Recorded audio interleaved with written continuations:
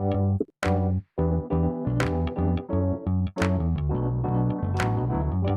by Riverside.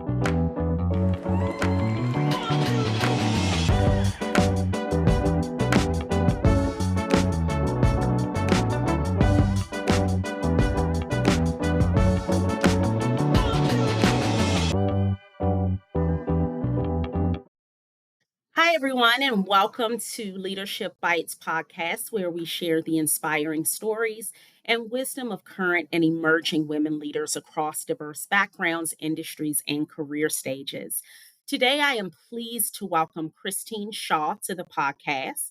Christine is the president and CEO of Naylor Association Solutions. She has an extensive background in media and events spanning several different industries and markets. And prior to joining Naylor, Christine was the president of Producer Media Group at Farm Journal Media.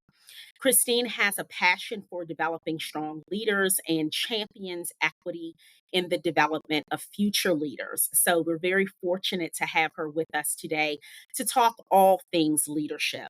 Christine, thank you so much for joining us. Cam, thank you for having me. It's such a pleasure to be on your show. Thank you. So let's jump right in. Christine, tell us a little bit about how you got started in business and what your path was to becoming a CEO.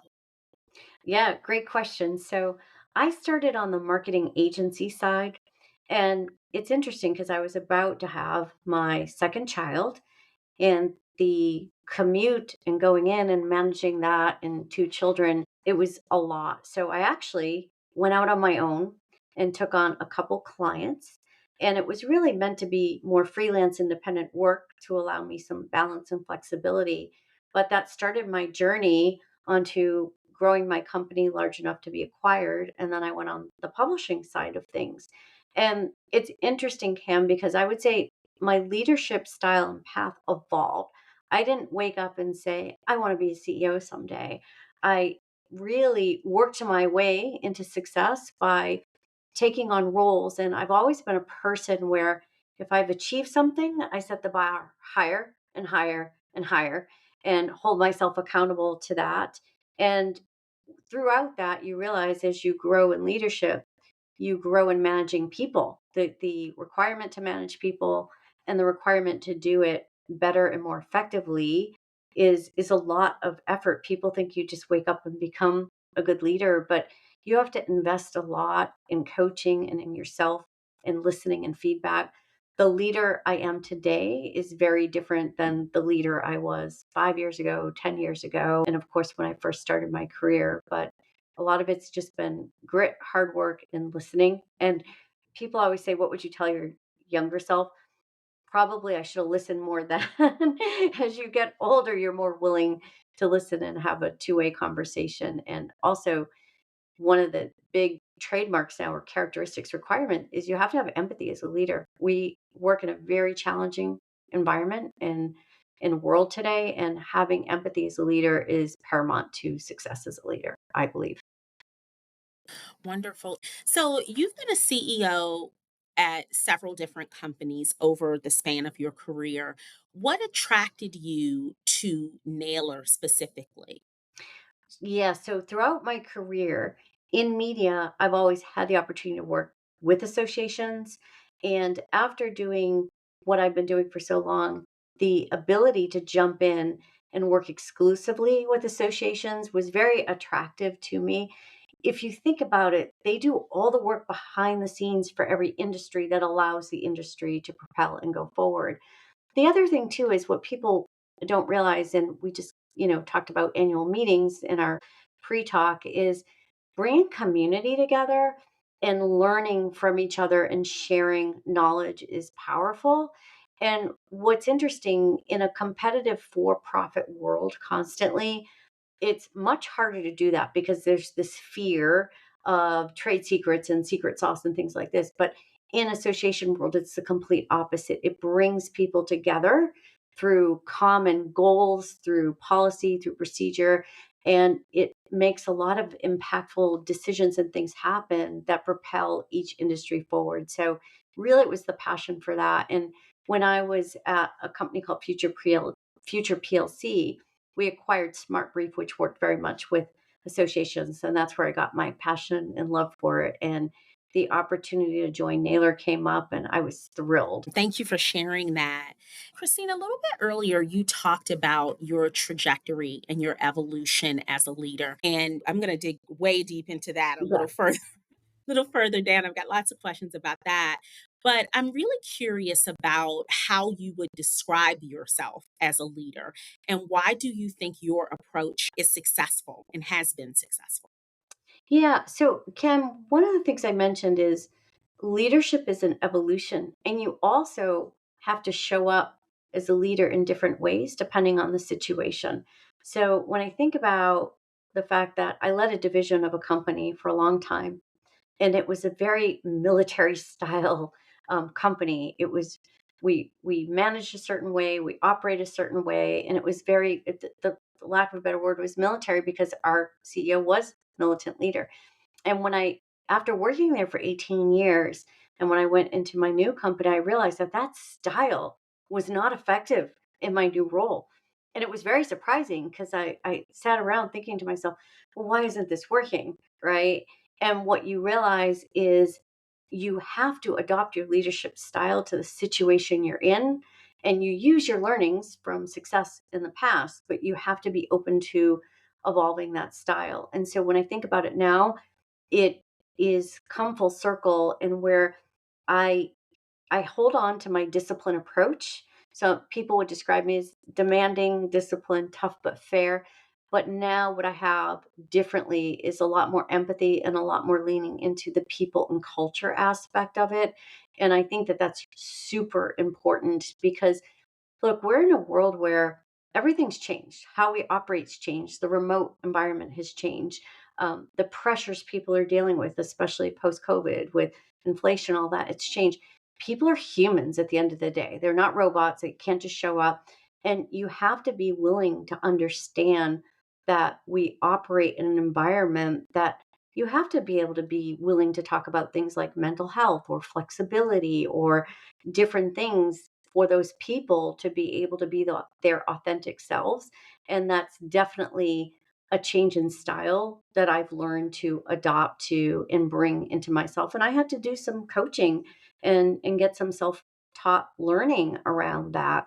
Because if I think back to 10 years ago, we were all in an office every day, 9 to 5. It was a very different culture and managing people all over the geographies and places, it's very different. I love that you emphasized coaching because it is so important. And what I have found through different roles that I've had in my career, most recently working with career and workforce and having conversations with leaders. Some do things like write coaching into their contract and they have professional development dollars for it, and others do not and have never experienced it. And I had sort of, I think, initially kind of naively taken for granted that every leader leans into this, but it really is an investment It in is. yourself, right? And I'm curious, is sort of staying in that same vein, is there advice that you would give to other leaders who haven't leaned into coaching? What type of things did you experience? And other than helping you evolve your leadership skills, have you seen it bring out any other positive attributes for you? Absolutely. So, one thing is, I think as leaders, we take on this belief that we have to be perfect and right and on point all the time. And you can't be vulnerable like in your day to day job, right? Because that also, people want some confidence in their leader. They want you to feel in control. And so it allows you a place to show up where you have that vulnerability. You can have the space to talk and to be open and honest and share because we're humans too. And just like your people, there may be things you're struggling with that you don't want to talk about in a leadership meeting with your direct reports, but you do need this space. And you can't make your spouse, your husband, or your friends your business therapist, right? You have to be able to have an effective framework. And so I think there's a couple things. One is I would say to anyone who's in any type of career where you're in a leadership or a path to leadership, coaching is an amazing investment. in yourself and in your outcome, in your success. The other thing is you have to have good chemistry with your coach. And I know what I love now is a lot of coaching companies will have a chemistry call, because let's face it, it's like, have you ever gone to a doctor and you don't feel good and you walk away feeling like you weren't heard or you didn't get your problem solved? Coaching is very much the same way. So when you go to coach, make sure your prospective coach is open to a chemistry call. And if that coach isn't the right one, don't be afraid to say that's not the right coach for me, and find the one that works. And if you do find that, and I hope you do, you have to show up authentically. It's just like anything else. If, I think about any great athlete has a great coach, and they see everything. They see peak performance, but they see the flaws. And that's how they get better, is they work on the things that need to be improved. And you can't take that as a weakness. We all have things that have to be improved. So you have to be open, vulnerable, and honest so that you can get your desired outcome. Great advice there. And a little bit earlier, you also talked about empathy as something that is really important for leaders right now. I agree 100%. I think we need to see more of that. Are there any other skills that you think are really important in this current climate and environment for leaders right now? And if so, what are they and why do you think they're important? Yeah, so first of all, communication skills are paramount, especially because most of your communication is not in a natural environment. We are now doing a lot of our communication and conversations that are important on Zoom calls and things like that. So, elevating your efficacy in communication and understanding the tools that will help to that are really important. Structure and discipline, one thing people don't operate well in is chaos. And as a leader, if you don't have you have to have flexibility, but structure is really important. And that goes back to the first point around our environment's different. So it's harder to have that structure, but you should figure out what that looks like and what's comfortable for you and your team, because that gets you in a cadence and a rhythm. And people tend to respond and operate better when there's a routine and a cadence and a rhythm. And you can't be so rigid that you don't have flexibility. And then, of course, discipline, very disciplined on what are you measuring? What are your KPIs? What are you holding your team and yourself accountable? And transparency. I have an acronym that I operate under. It's FAST, fast, but it doesn't mean fast. It means focused, accountability, speed, and transparency. So you have to be very focused on what your goal is and don't get distracted by the next shiny thing. You have to be very clear on where the accountability for your strategic efforts lie. You have to have speed. Sometimes progress over perfection means a lot more. And then you have to be transparent in what's working, what's not, where you're having challenges. So transparent communication with your teams and your leadership and your board is really critical. Any advice for leaders who are leading remote teams? I know that your workforce at Naylor, it's vast. You have people who are working locally, but then you also have people who are, in other states and, all over. How do you keep it all together as a leader? That's something that I am hearing leaders are still struggling with post pandemic. Yeah. Well, look, I mean, you have to first decide what you are comfortable tolerating. And what I mean by that, we've been all over the place. I don't think anyone's figured out the perfect answer, but we've seen some leaders go back to everybody in person, I don't care, to hybrid, to remote, to all remote, right? So, first, don't worry about what other leaders are doing. Worry about what's right for your business. Look at the geographic of your team, look at where the heart of your customer base is, and look at what is going to work for your company. And then it goes back to what I was saying about consistency. So the other thing too is, for us, we have 5 offices all over. We have one in Canada, one in Georgia, one in Florida, one in DC, etc. And so it's impossible to have everybody in the same place. So what we do is we make meetings that matter, the one that's in person. So we will balance out. We have a weekly cadence on our leadership team on Zoom. But then we also ensure that we're together in person.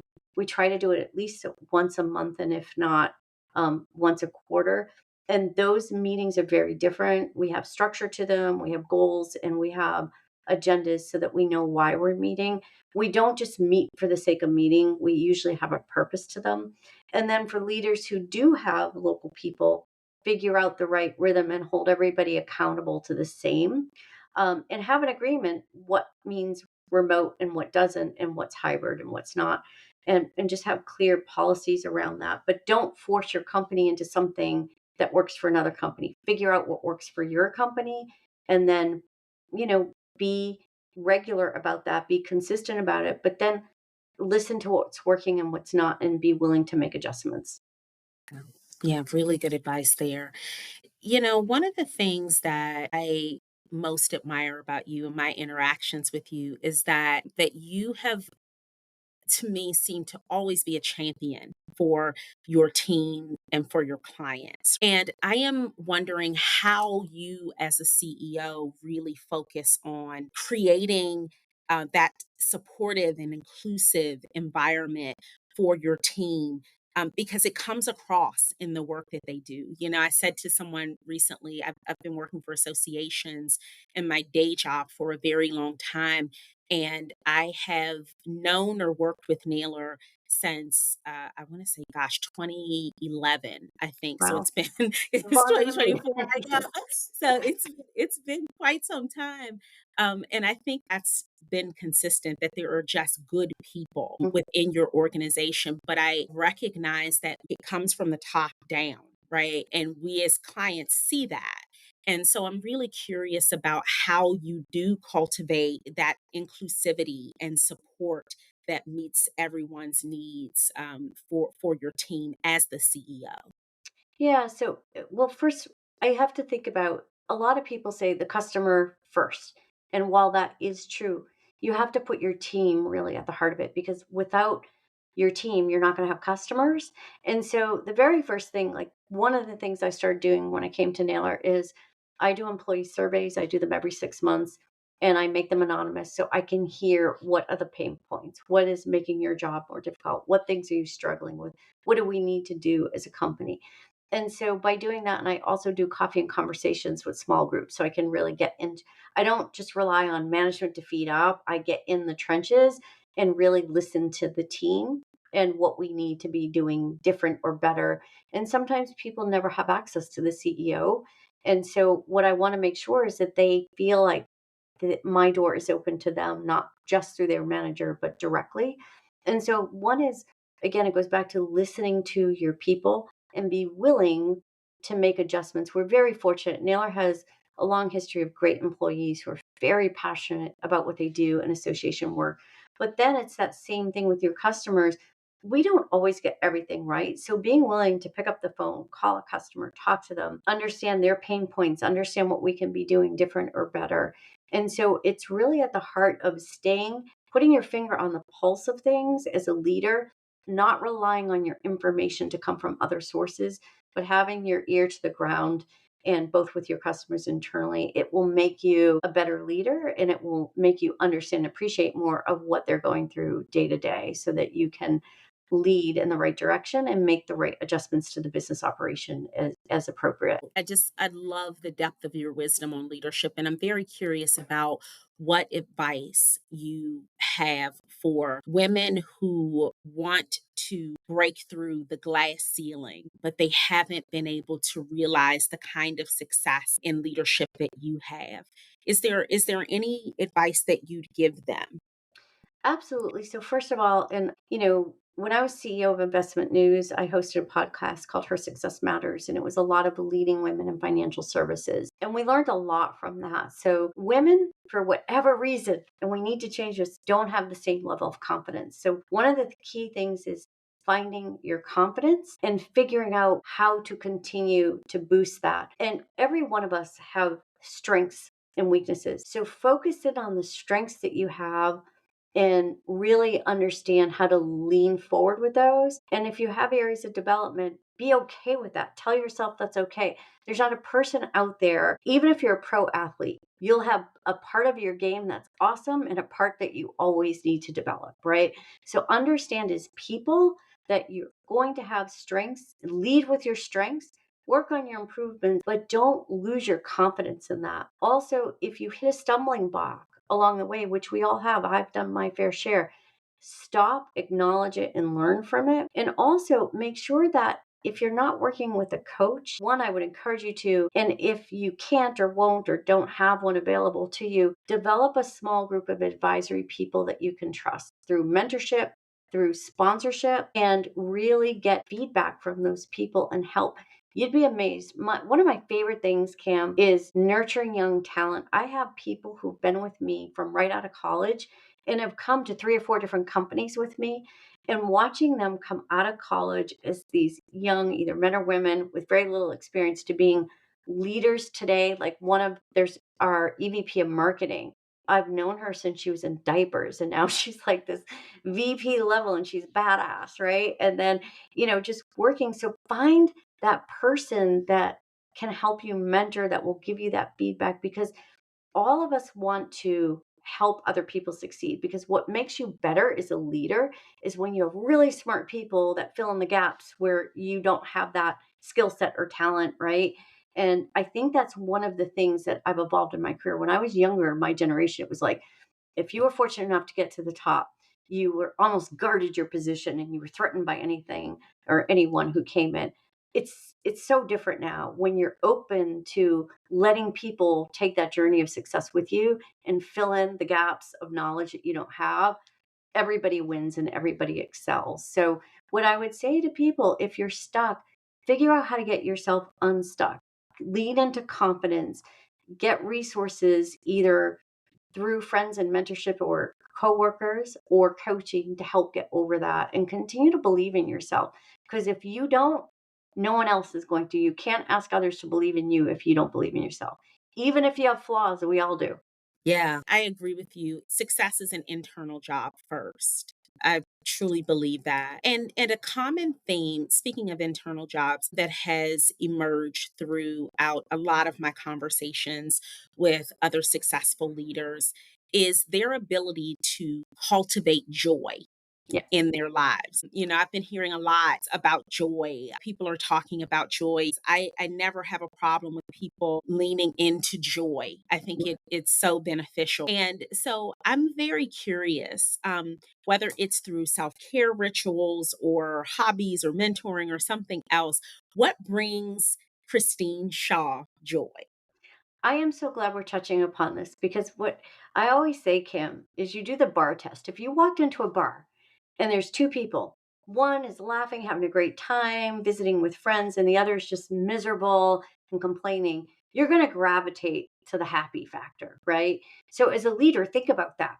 If you're always stressed and you're always in a bad mood and you're always unhappy, your team's going to shy away. They're going to go in the other direction, right?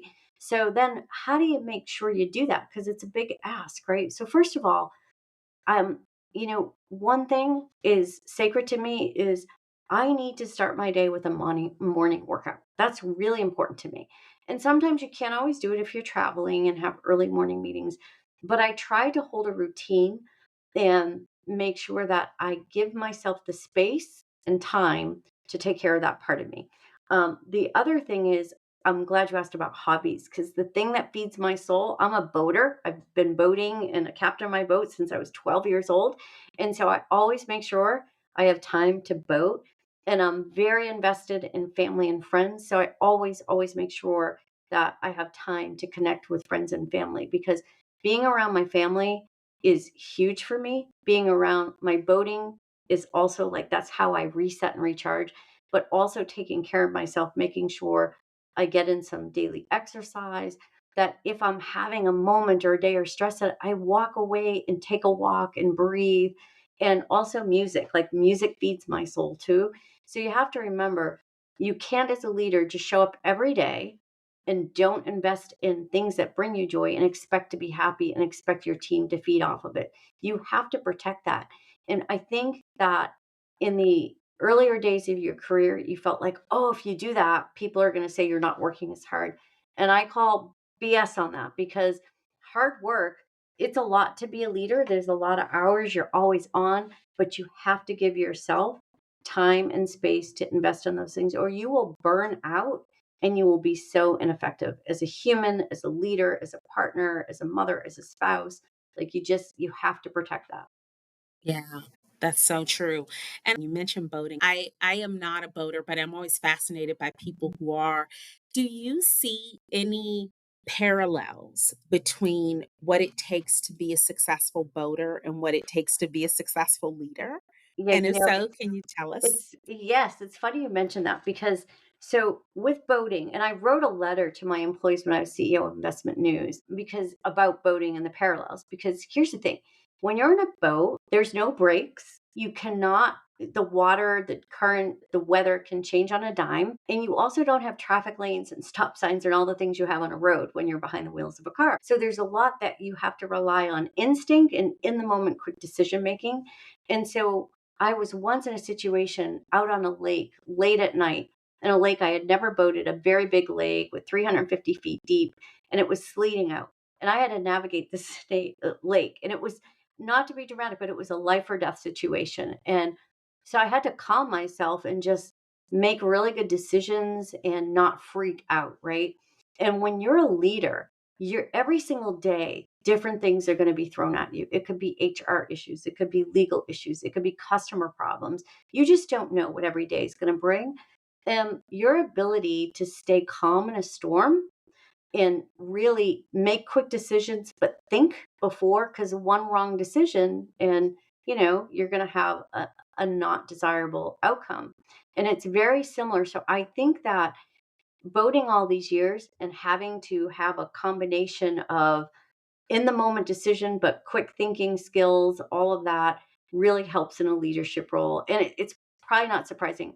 I'm very comfortable being in charge. So even as a kid, that's why I started driving a boat. It was like we had a lake. My uncle was the one who had the boat, and I was the one who wanted to drive. And I was very good about the safety and distributing the weight, and everybody had to have a life jacket. I'm 12 years old bossing my sisters and cousin around. And so it just came natural to me to do these things. And so you think about it, and it's like, when I was 12, I had to make sure we followed the safety protocols, that we were doing all the right things and tying up the boat correctly, and everybody had the right life jackets on. And I loved that job. All the other kids, they just wanted to be on the boat. They didn't care about that, but I wanted to be the one taking control of it. So I think that also demonstrates a lot about a personality style that's comfortable and uses some of those parallels in everyday life. Yeah, and you touch on being able to make decisions, important decisions at the drop of a dime. And that is something that I think is really key for leaders now is the ability to really think strategically and make decisions that have broad implications when you don't necessarily have a lot of time to do that. What's your approach to those situations? Because I imagine as the CEO of a big company, you deal with that every day. And as we're developing emerging leaders and even current leaders, what advice would you give to approaching strategic thinking and decision making? Yeah, so every type of decision needs a different approach. People decisions, HR decisions are one thing. But with strategy, I always start with data. And what I always like to say, it's like two parts data, one part instinct, right? There's no perfect, you're going to even still get some wrong. But I always think about this, Cam, is anytime I have data and I haven't followed my instinct, I'm usually wrong. When I have data and my instinct, if I go against my instinct, then that usually doesn't work out. But you can't just rely on the data. You have to in fact, I was just going through this today with my team. It's like, what story is the data telling you? And are you trying to change the story or are you trying to change the outcome? And typically, you have to focus in. If the data is telling you a story you don't like, then how do you change the outcome of that story? Don't change the story because then you're going to make a bad decision, right? You have to understand what's behind that and how, if the outcome isn't what you want, how to create the different outcome rather than change the narrative. And a lot of that goes into it. And again, you know, leadership is part instinct, right? There's no science to it. And you also should listen to your team. Like, I take the advice and the input, but ultimately I take the decision. And I will talk through, if I make a decision that's not the popular decision, I talk through the why around it so people understand. And I always say, you don't have to agree, but I will always tell you why. And it's your choice to get on board or not. But you also have to be confident in knowing that sometimes you're going to make a decision that's not popular, but you have to stand by it. And the other thing too is, look, we've all made decisions that aren't the correct ones. They felt like it in the moment. Don't hang on to it. Own it, and the quicker you can reverse it if it needs to be, just be open and honest about it and say, "You know what? This is the decision I made with the information available to me at the time. I thought it was the right decision. I quickly realized it's not, and so we're going to change." I think some people get hung up on, because it was your decision and it was the wrong decision, that you have to double down on it even though it's not the right decision, and that's never a good. We've all been at the other end of a bad decision, and you just have to fix it. Yeah, oh, that's really key. I love that you said that. A friend of mine told me, that her CEO was making some decisions during the pandemic and they were really pivoting on the drop of a dime with a lot of things that were happening. And one of the things that her CEO kept saying is, I am making this decision based on the information that I have now, but I Yeah. reserve the right to Change it. pivot, Yeah. and change Yeah. if we need to. So I think that's sound advice there. More than one CEO saying that. That's really awesome. And if you were able to sort of go back in time, Christine, and have a conversation with your younger self about leadership and your career trajectory, is there anything that you would change? Is there any advice that you would give her that you think might have been helpful for you? Yeah, of course, there's so much. Yes. How much time do we have? I think that going back to the confidence, it takes some time. In earlier days in my career, I was very often the only female. So I think sometimes that can be overwhelming and intimidating when you're the only female in the room, you get overpowered. Um, I'm not that person anymore. And the world's changed. Fortunately, there's more females in the rooms that we lead today than there were 30 years ago when I started. But also, to I was very feisty. I was very feisty, and I didn't listen as much. I just wanted to boom, come in and take charge. And I think that, a really effective leader is a deliberate and intentional leader. And I have a lot more patience now.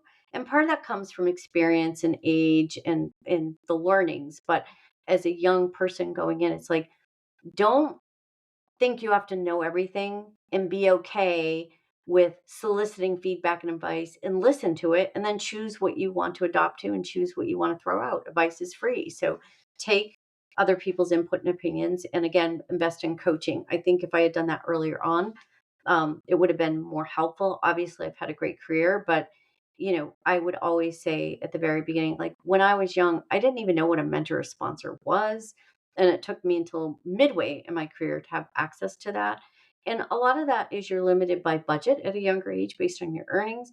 But there's ways to do that at no cost if you leverage your network and people of colleagues and friends and associates that can help you with that. More great advice there. And Christine, you have a podcast and you have a wonderful platform. I'm a fan of your podcast as Thank well. you.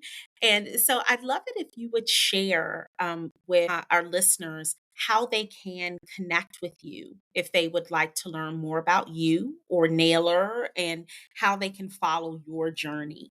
Absolutely. So, first of all, for the podcast, the Association Advisor is the name of it. We're on all podcast platforms, but also if you go to naylor.com, and that's naylor.com, you can find us there, and there's a link to the podcast there. And I'm a huge LinkedIn person. I'm very active on LinkedIn.